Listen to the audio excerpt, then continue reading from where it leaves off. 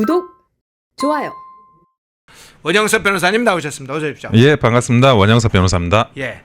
지금 프레드 플라이츠 이 미국 우선주의 정책 연구소 부소장의 지금 경고가 여러 시그널로 들어오네요. 민주당 의원들, 여야 의원들 만나서 했던 것뿐만 아니라 오늘 조선일보에 단독 보도 나온 건 이성락 실장을 만났을 때도 윤 대통령 관련된 인권 침해 우려하는 부분을 전달했다. 이런 것까지 지금 들려오네요.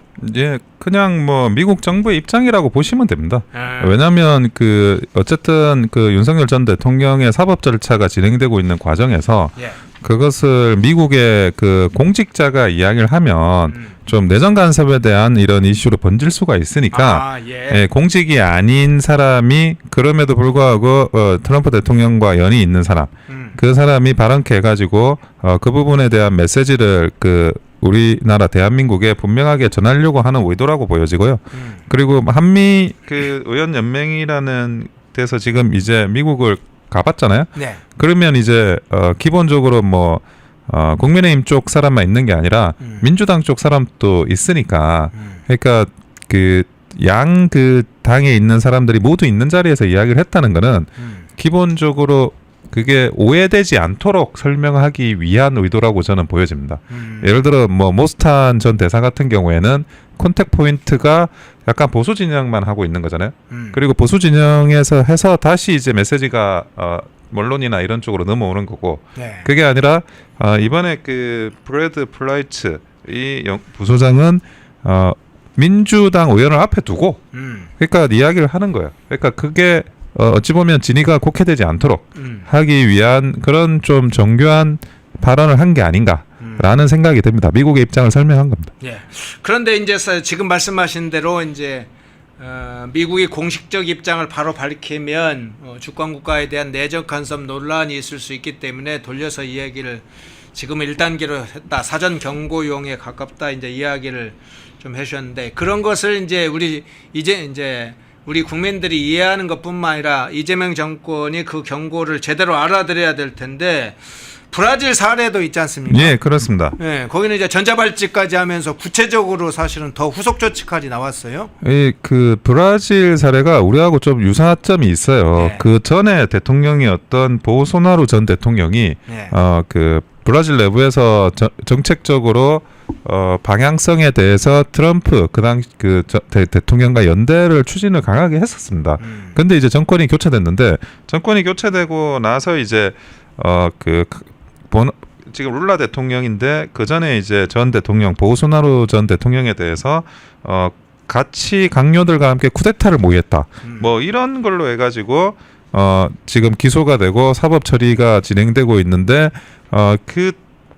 브라질 법원에서 전 대통령에 대해서 전자발찌 착용을 지시를 했어요. 그렇죠. 예, 전자발찌 착용을 지시한다는 게 이게 아무리 그래도 그렇지 대통령에 대한 어떤 모욕 같은 거거든요. 전자발찌가 보통은 이제 성폭력 가해자 이런 사람들한테 많이 챙겨지는 거고 이거는 구속이 된다 아니다 이런 거하고 좀 다른 거예요. 무슨 말이냐면 구속이라는 거는 어쨌든 증거인멸의 우려가 있느냐 아니면 도주의 우려가 있느냐 주거가 불명하냐 이런 거고 전자발찌라는 거는 이 사람의 성향이 약간 성도착증이나 아니면 정신이상증이 있어가지고 상시적으로 감시를 해야 된다는 거예요. 움직임은. 그러니까 이게 좀 다른 의미예요. 그러니까 굉장히 모욕적인 그런 조치를 브라질 법원이 내렸는데 이 브라질 법원이 내린 거에 대해서 판사와 가족들에 대해서 지금 미국이 비자 취소나 이런 조치를 지금 취하고 있습니다. 그리고 한편으로는 브라질에 대해서 지난 9일에 50%의 관세 통보를 또 했고요. 그러니까 한마디로 전 대통령에 대해서 어떤 처분을 하는지에 따라서 그것을 이제 기존에 그러니까 미국에 대한 어떤 방향성과 같이 결부시켜서 지금 이해를 하고 있거든요. 미국이. 그런 부분들을 우리나라의 그런 이재명 정부도 깊이 이해를 하고 있어야 될 겁니다. 예. 자, 국민의힘 논란을 먼저 좀 살펴보고요. 시간이 되면 한번 다른 현안을 살펴볼게요. 자, 국민의힘 내부의 주요 쟁점 그리고 논란이 되는 것 5가지를 집중적으로 한번 좀 살펴보려고 하는데요. 자, 첫 번째 논쟁 사안은 이겁니다.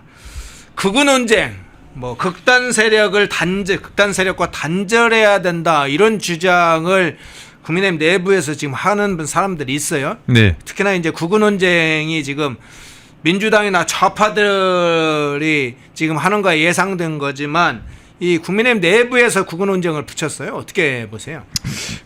이거는 어쨌든 극우 논쟁이나 극단 세력과의 단절을 이야기하시는 분들의 방향성이 저는 전적으로 잘못됐다고 생각합니다. 예. 첫째, 극우 논쟁부터 이야기를 하자고요. 예. 우리가 과거에 민주당 쪽 사람들을 지칭할 때 빨갱이라는 표현을 썼습니다. 그랬죠. 예, 빨갱이라는 표현을 썼는데 그때 이제 색깔론이냐 아니냐, 반공이 맞냐 안 맞냐 막 이러면서 약간 그 빨갱이라는 단어가 가지고 있는 그런 상징성이나 이런 게 약간 올드화된 거 맞아요. 근데 우리가 그때 민주당이 자신들을 그 보수 진영에서 지칭할 때 쓰는 이 빨갱이라는 용어를 자기 당 내부 사람한테 지칭하진 않아요.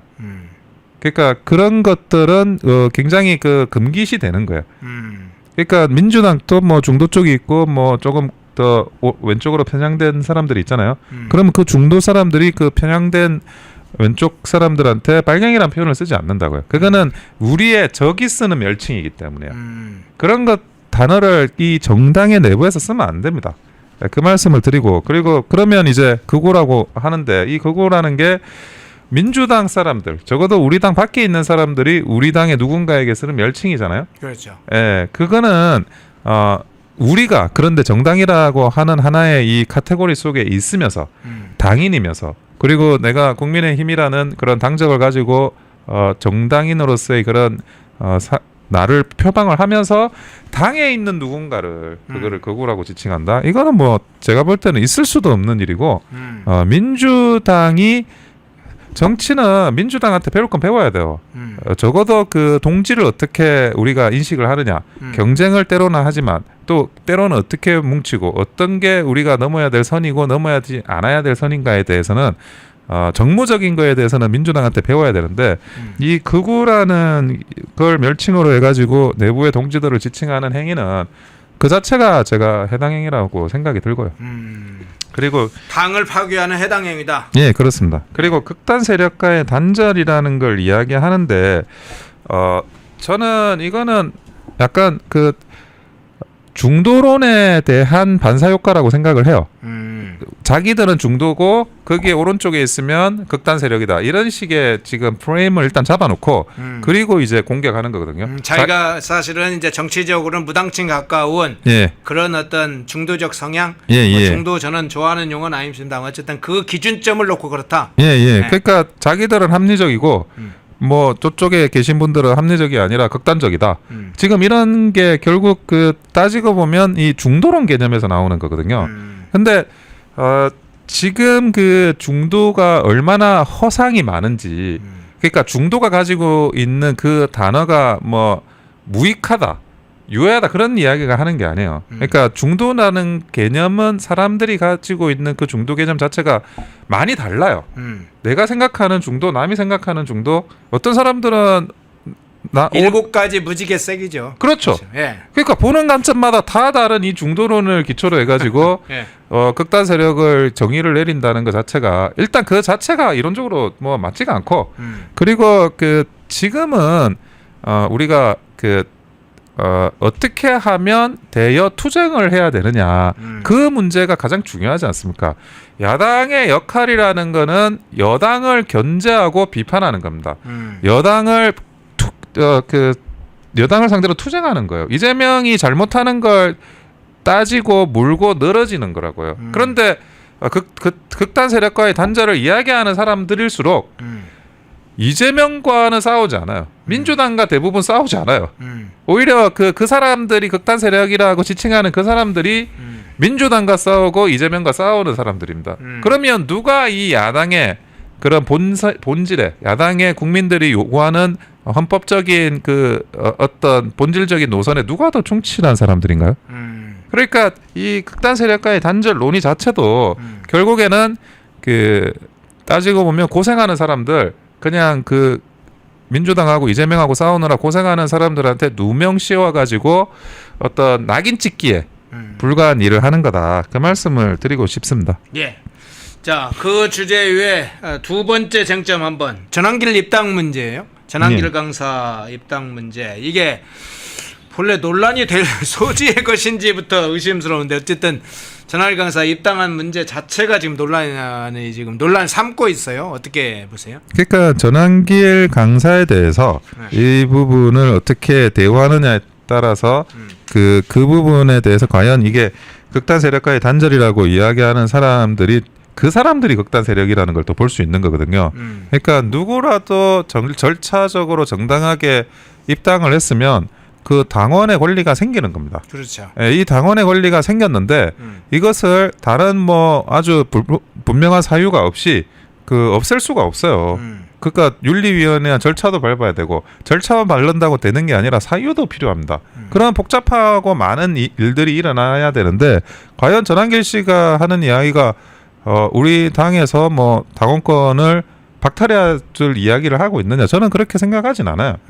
뭐 다양한 이야기가 있을 수 있고 당 내에서 그게 공론회장에서 토론이 돼야 되고 그 토론을 하기 위해 만들어 놓은 장치가 정당입니다. 그러니까 하나의 그 생각을 가지고 있는 게 아니에요. 우리가 방향성은 유사하더라도 그 세부적으로 들어가면 다 다르거든요. 사실 그 전환길 씨 보고 당에서 나가라고 하는 그 사람들이 때로는 이제 전환길 씨보다 제대로 그 이재명이나 민주당을 상대로 투쟁하고 있는가, 우리의 그 야당으로서의 본분을 지키고 있는가 생각해보면 그것도 아니에요. 그러니까 누가 누구 보고 나가라고 하는지 일단, 그리고 그런 다양성이라는 거를 전혀 생각하지 않고 이 극단적인 오히려 이야기를 하는 게 그 사람들이 극단 세력이다. 그리고 자기들이야말로 뭐 누구 이 토론을 또는 이제 공론회장을 거부하겠다라고 한다 그러면 그거야말로 제가 볼 때는 굉장히 부적절한 행동을 하고 있다. 그렇게 생각이 듭니다. 예. 자, 전환길 씨 강사 입당 문제는 사실은 정당이 여러 사람들을 입당하는 절차에서 큰 문제가 없고 기본 뭐 당헌 당규 규정에 위반된 반당 행위를 했다고 하는 것이 확인되지 않는 이상 당연히 입당 문제를 시비 걸 게 아니죠. 생각이 다르다. 정치 이슈 몇 가지에 대해서 생각이 다르니까 입당을 당에 가입하는 걸 철회시킨다. 그건 당이 굉장히 독재적으로 가는 중요한 노선 길을 여는 것이죠. 자, 김문수 후보 관련된 직격 발언도 있습니다. 자, 안철수가 이런 얘기했어요. 안철수 의원이 김문수 후보가 이재명에게 대통령직을 헌납했다. 그러니까 대선 패배를 책임지고 김문수는 거취를 표명해라 이런 주장을, 거취를 결정해라 이런 주장을 했어요. 안철수 제 기억에는 공동 선대위원장 하지 않았나요? 예, 맞습니다. 예. 네, 그런데 그런 사람이 지금 김문수 후보가 이재명에게 대통령직을 헌납했다고 지금 거취를 결정하라고 주장하는 상황이 왔네요. 이 논쟁 어떻게 보세요? 기본적으로 모든 이제 후보들은 네. 안철수 후보도 이제 전당대회 출사표를 던지셨으니까 후보라고 제가 이야기를 하겠습니다. 기본적으로 모든 후보들은 1등 후보를 공격하게 돼 있어요. 예. 1등 후보가 지금 뭐 최근에 여론조사 나오는 걸로 봐도 지속적으로 이제 김문수 후보가 1등 후보고 1등 후보는 2등 이하 후보와는 이 스탠스가 다를 수밖에 없어요. 그러니까 뭐 어떤 분들은 시원하게 이야기를 하지 않냐라고 이야기하시는 분도 있지만 1등 후보는 이 포섭을 하고 화합을 하고 나중에 이끌어가야 되는 책임이 있기 때문에 조금 노선을 선명하게 가져가기 어려운 면이 있어요. 첫째. 두 번째, 그리고 2등 이하 후보들은 다 1등 후보하고 싸워야 됩니다. 1등 후보를 때려야 자기의 급이 올라가는 거거든요. 그래서 기본적으로 안철수 후보도 1등 후보인 김문수 후보의 어떤 공격 포인트를 이 대선 패배의 그런 책임으로 이슈를 잡아가지고 공격을 하는 거다, 그렇게 보여지고. 근데 뭐 그 이번 대선의 과정이라는 거를 많은 사람들이 보시지 않았습니까? 그렇죠. 그 과정에서 얼마나 우리 당이 분열돼 있는 건지. 근데 그 김문수 후보가 뭐 당에서 사실은 그 10년간 대부분의 시간을 야인 생활 하셨고 경산의 위원장으로, 그리고 고용노동부 장관으로 이제 그 돌아오셨지만 그게 당직은 아니에요. 당에서 어떤 활동을 하신 게 아니고 당에서는 그게 당적이 있든 없든 실제적으로는 당 밖에 계셨던 분이기 때문에 이 10년간의 분열에 대한 책임이 김문수 후보한테 있는 건 아니거든요. 그러니까 김문수 후보가 이제 어떤 그 부름을 받아가지고 대선 후보가 됐고, 근데 너무 이렇게 거북이 등짝처럼 갈라져 있는 상황을 수습하다가 사실 수습하다 끝난 거지 않습니까? 그러면 이 분열상을 그래도 어느 정도 책임이 있는 사람들이 저는 이 대선 패배 책임이 있다고 생각을 해요. 그 분열상에는 뭐 당연히 한동훈 전 대표도 있고, 그리고 뭐 오히려 당에 들어와 가지고 국회에서 의원을 더 오래 한 분이 최근에는 어쨌든 그 제일 최근에 한 분이 안철수 후보지 않습니까? 그럼 안철수 후보는 이 당의 분열상에 대해서 책임이 없느냐? 예, 그런 부분에 대해서 또 보면 그것도 아니에요. 그러니까 우리가 대선에서 패배한 거는 당이 분열돼 있었기 때문입니다. 그리고 그 분열의 원인을 제공한 사람들이 이 대선 패배에 책임을 져야 되는 사람들이에요. 그래서 물론 이제 후보가 잘하면 더 좋지. 뭐 그런 논리 자체도 제가 부정하지 않겠지만 제일 핵심적인 책임은 당의 분열이고 그 당의 분열에 기여했던 원인을 제공했던 사람들이 책임이 있다라고 봅니다. 예.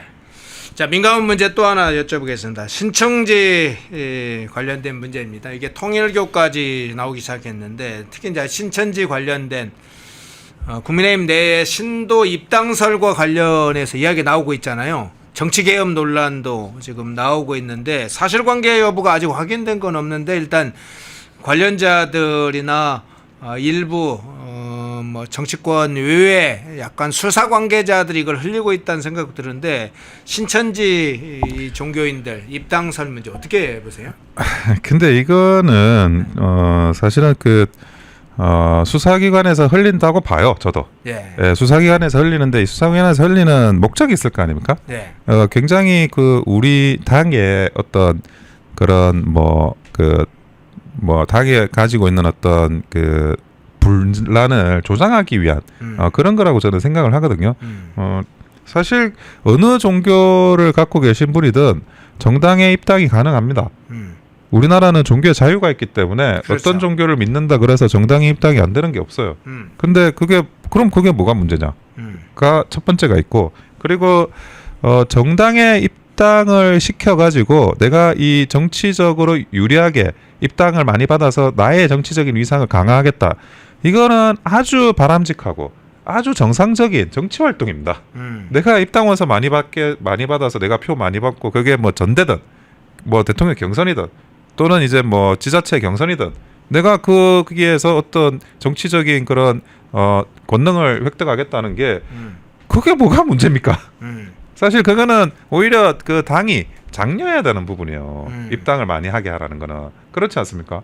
그리고 신천지다 통일교다라고 이렇게 이야기를 해서 단어를 써서 그런데 저희도 원장님도 아시고 저도 군대 갔다 왔지만 우리가 사실은 기초군사 훈련 받을 때 불교도 가고 기독교도 가고 성당도 가고 다 갑니다. 그러면 거기서 군대 가신 분들은 알 거예요. 빵 나눠주고 그러잖아요. 예. 그걸 다 가지 어디는 가고 어디는 안 가고. 교도소도 그래요. 예. 아니 그러니까 그런 것들을 그러면 이 사람은 불교도입니까? 기독교도입니까? 천주교도입니까? 애초에 어떤 교도다라는 걸 정의 내리는 것 자체가 그렇게 명확한 개념이 아니에요. 그리고 제가 통일교 이야기나 하면 이건 난 참 황당하던데 권성동 의원 원내대표 권성동 의원의 당대표 전당대회 출마를 위해서 이걸 동원했다라는 논리잖아요. 네, 그렇게 기사가 나왔죠. 네. 근데 일단은 누구라도 정치판에서 어느 정도 좀 맥락 파악하는 사람이라면 그거는 그 말 자체로 그거는 성립이 안 되는 명제예요. 왜? 권성동 의원이 당대표가 될 수 있다고 생각한 사람은 한 명도 없습니다.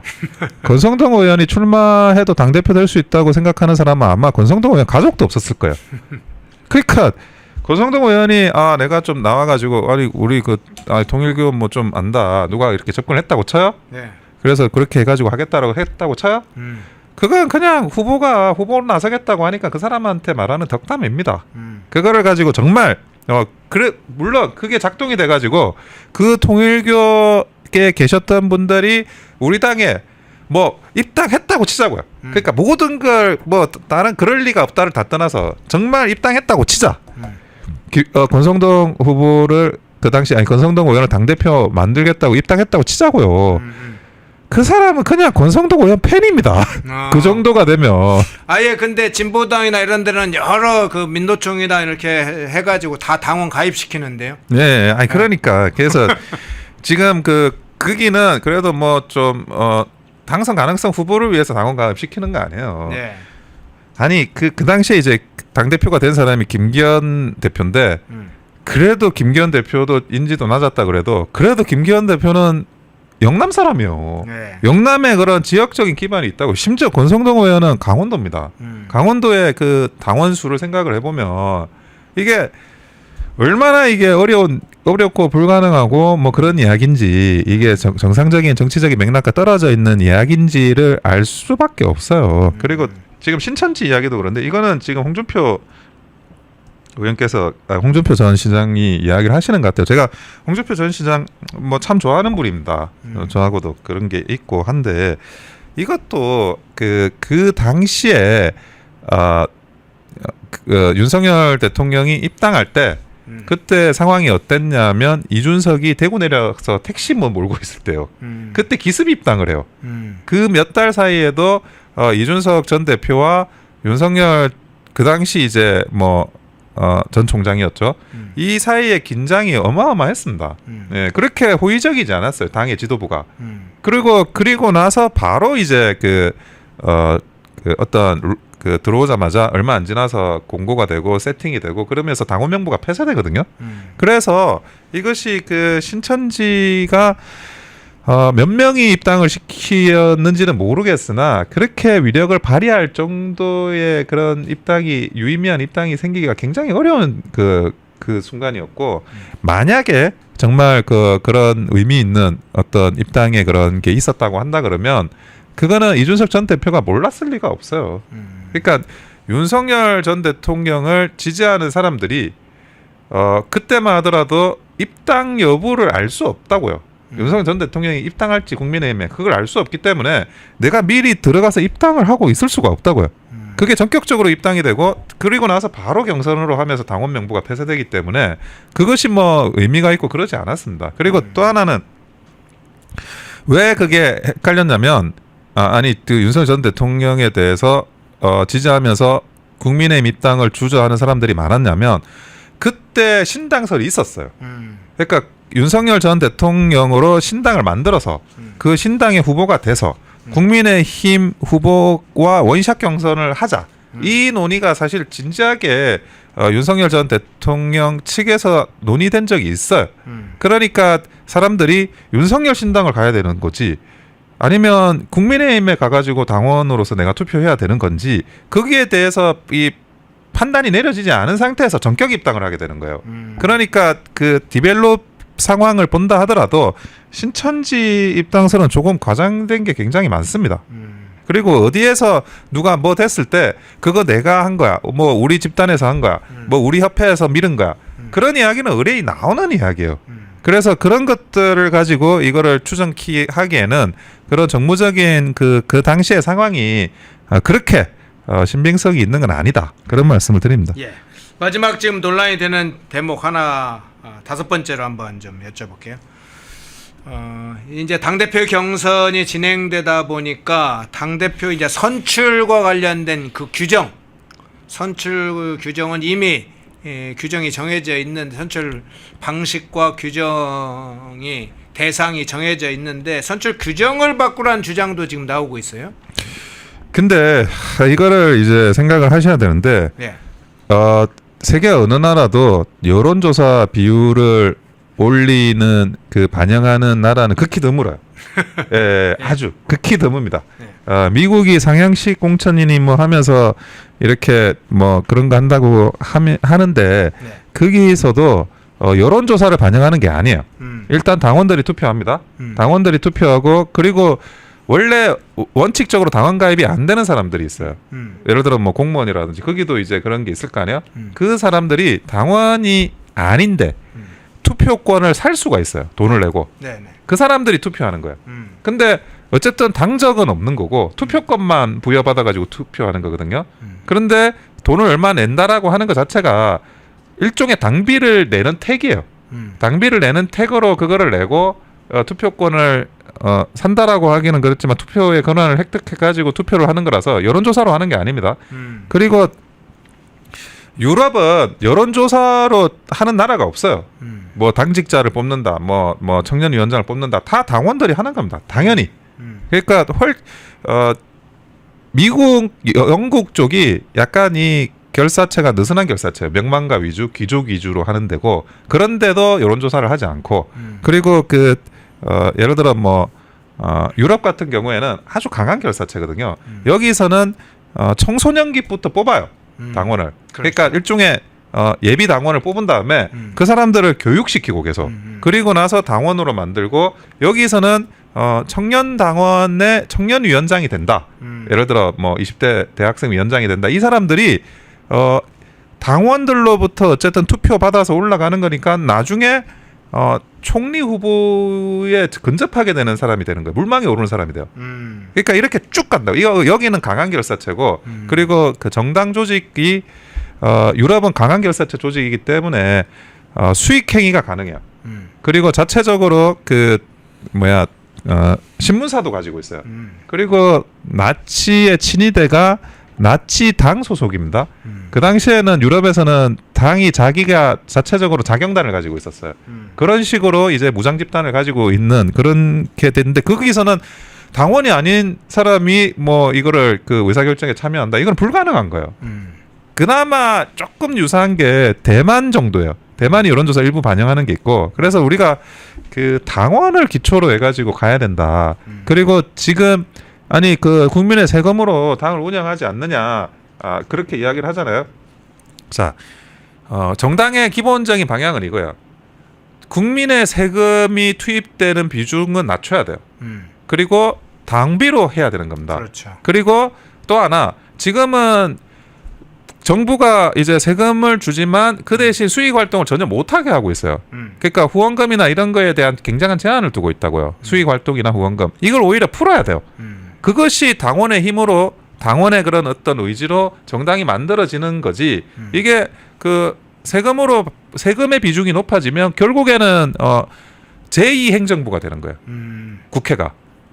그래서 그렇게 가면 안 되고 그 정당도 그렇게 가면 안 되고 제3행정부가 되는 식으로 가면 안 되고 이 방향성 자체를 우리가 국민의 세금을 받았으니까 여론조사가 맞지가 아니라 심지어 국민의 세금 비율도 낮추고 우리의 그런 자체적인 수익이나 자체적인 후원금이나 자체적인 당원의 비율을 옮기면서 점점점 당원이 어떤 이 의사결정의 주체로 등장할 수 있도록 만들어가는 게 큰 틀의 방향이라고 보셔야 돼요. 예. 자, 원영석 변호사님 모시고 주로 오늘 국민의힘 내부에 쟁점이 되는 상황. 어느 사이 11시가 넘어버렸네요. 예.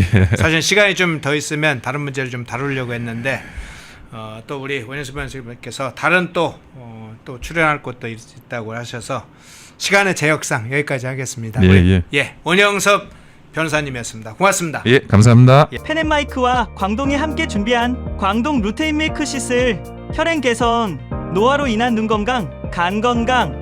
펜앤마이크 TV 단독 할인 2개월분 한 박스에 3만원, 6개월분 세 박스에 84,000원. 펜앤마이크 구독자 전용 댓글 상단 할인 링크에서 구매 가능합니다. 전화 문의는 1661-6915, 전화 문의는 1661-6915. 펜앤마이크와 광동이 함께 준비한 광동 면역보감 데일리 스틱 2024년 건강기능식품 대상 높은 흡수율, 휴대와 섭취가 간편한 스틱형 펜앤마이크 TV 단독 할인 1개월분 한 박스에 33,000원, 3개월분 세 박스에 9만원. 펜앤마이크 구독자 전용 댓글 상단 할인 링크에서 구매 가능합니다. 전화 문의는 1661-6915, 전화 문의는 1661-6915. 펜앤마이크와 광동이 함께 준비한 광동 혈당혈압 콜레스테롤 케어 솔루션, 식후 혈당 상승 억제, 체지방 감소, 혈중 콜레스테롤 개선, 높은 혈압 감소. 펜앤마이크 TV 단독 할인 1개월분 한 박스에 25,000원, 3개월분 세 박스에 66,000원. 펜앤마이크 구독자 전용 댓글 상단 할인 링크에서 구매 가능합니다. 전화 문의는 1661-6915, 전화 문의는 1661-6915. 펜앤마이크에서 추천하는 영상도 보고 가세요. 다른 영상도 즐기시려면 구독 버튼을 꼭 눌러주세요.